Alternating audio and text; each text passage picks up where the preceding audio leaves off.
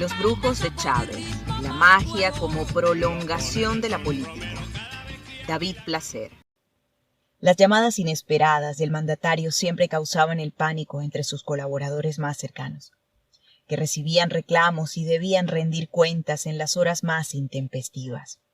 Pero cuando Molina escuchaba a Chávez al otro lado del teléfono, le alegraba el día.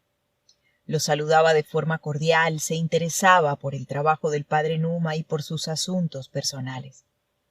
Aquel día, después del largo saludo cariñoso, de rigor, Chávez devela la razón de su llamada. «Padre, recomiéndeme algún pasaje de la Biblia. Quiero leer». El párroco no dudó en dirigirlo a un episodio en el que siempre vio paralelismos con la situación venezolana. Isaías 2:5. El monte de la casa del Señor en la cima de los montes. Al final de los días estará firme el monte de la casa del Señor en la cima de los montes, encumbrado sobre las montañas. Hacia él confluirán los gentiles, caminarán pueblos numerosos.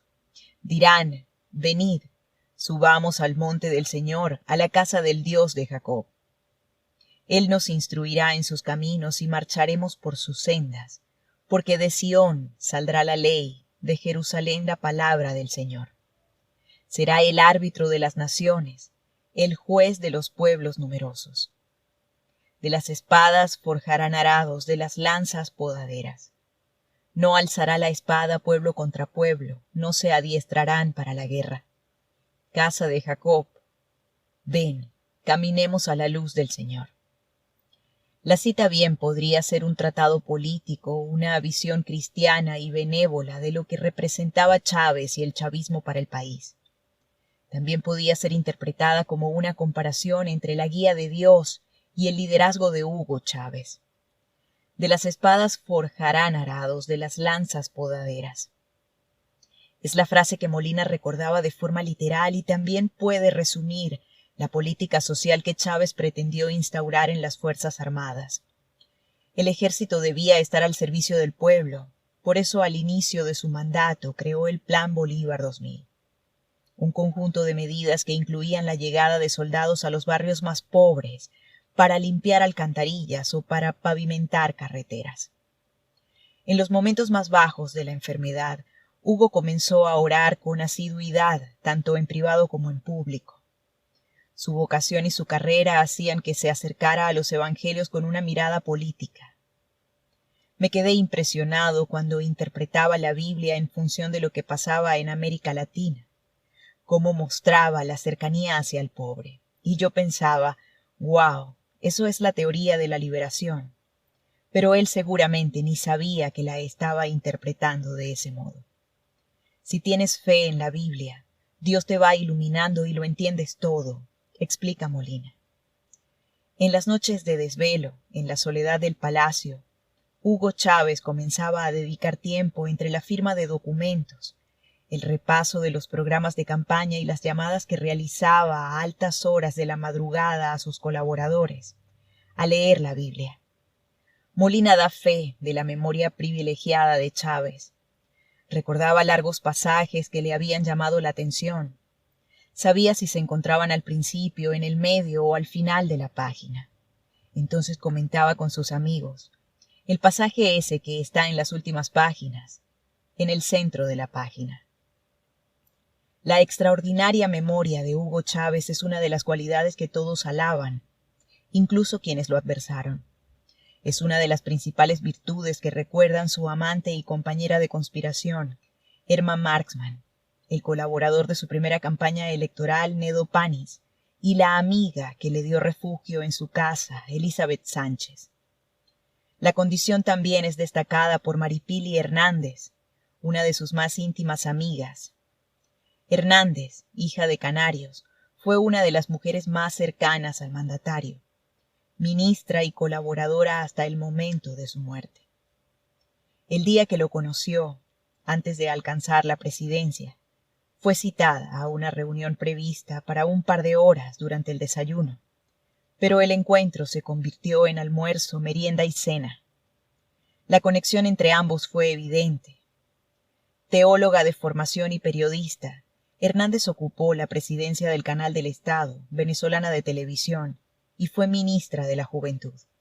Durante su último año de vida, Chávez se comunicaba con cierta frecuencia con Hernández para consultarle asuntos religiosos. Una vez me llamó para que le explicara cosas sobre el libro de Job, uno de los 73 libros de la Biblia. Alguien se lo había recomendado, pero no sé quién. Me preguntó de qué trataba y le dije que contaba las dificultades y pruebas de la vida. La enseñanza que deja es que a pesar de todo, siempre se debe mantener la fe en Dios, cuenta Maripili Hernández en entrevista telefónica. Su cercana colaboradora está convencida de que el presidente siempre mantuvo la esperanza de salvarse. A pesar de las confidencias, de los debates políticos, de las reflexiones religiosas, Chávez nunca le confesó su temor a la muerte. Pero la ayudante podía oler el miedo en sus discursos y la angustia en sus alocuciones. No creo que se tratara de un miedo a su muerte física, sino al fin del proyecto. Su plan de la patria fue concebido para 25 años. Los resultados no son inmediatos y él tenía el profundo temor de que su muerte paralizara todo ese proyecto. La Biblia siempre había estado en las mesitas de noche de Hugo Chávez en los momentos de dificultades. Cuando fue apresado por su golpe de Estado fallido en 1992, se sumergía en las enseñanzas de Pablo, Isaías y los Corintios, lo que no impedía que participara en otro tipo de rituales como el espiritismo o la ouija. Mario Moronta, uno de los arzobispos más cercanos a Chávez, asegura que guardaba creencias populares algo contaminadas de elementos impuros. Tenía una religiosidad propia del llano, con una parte de formación y también de ignorancia. Una vez me preguntó qué era un escapulario, qué significaba. Le dije que venía de los monjes dominicos carmelitas. Es una cinta que se utilizaba de coraza a modo de protección del soldado y que cargaban los fieles, que no eran curas ni monjas. Desde ese momento comenzó a regalar escapularios a su familia y amigos. A quien quería de verdad le regalaba uno, rememora Moronta. Los escapularios de Chávez se convirtieron rápidamente en objeto de deseo, en un talismán invalorable. Después de que entregó uno a la Virgen de Coromoto en Guanare, un año antes de morir, los fieles comenzaron a preguntar en la basílica dónde estaba el escapulario de Chávez. Por los pueblos del estado portuguesa se comentaba que era de oro y los vecinos de Guanare decían que tenía diamantes. Pero los colaboradores de la iglesia se dieron cuenta de que se trataba de un escapulario vulgar y sin ningún valor diferente al simbólico. Decidieron retirar el objeto para evitar que la Virgen pudiera sufrir algún daño si alguien decidía arrebatárselo. El regalo presidencial fue retirado del pecho de la Virgen y su paradero es un misterio. Nadie sabe a dónde fue a parar. Hugo Chávez se había convertido él mismo en un fenómeno religioso. Pero la transformación no se produjo por la cercanía con la muerte. En 1998, Agustín Blanco Muñoz, periodista e historiador venezolano que escribió el primer libro sobre Chávez, Habla el comandante, lo siguió durante su primera campaña electoral. El profesor, referente de la izquierda venezolana, forjó una relación con el candidato y entabló una buena amistad.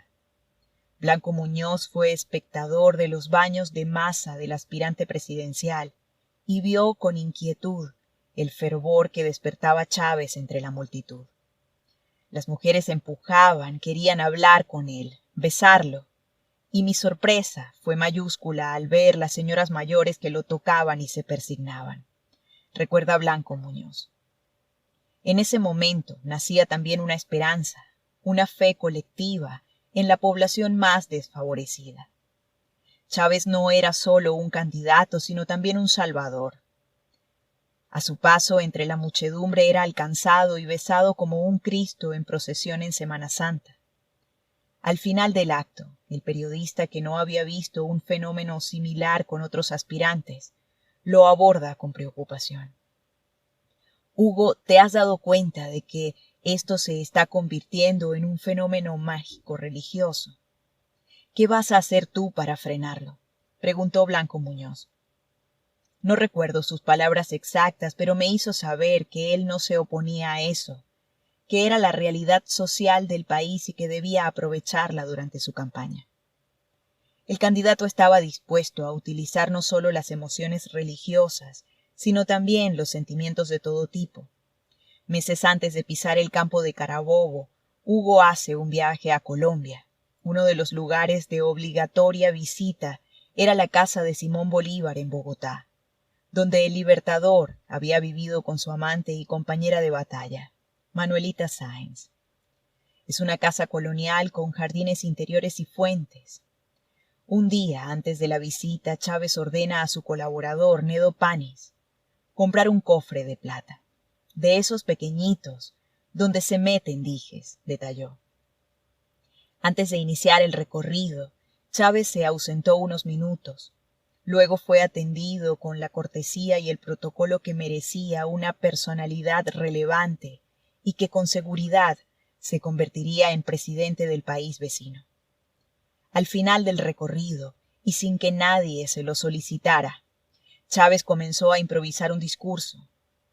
Habló de la gesta de Bolívar, hizo un repaso histórico de las batallas de independencia y al final sorprendió a todos los presentes. Les agradeció a todos su cortesía y sacó de su bolsillo el cofre de plata que había comprado yo el día anterior.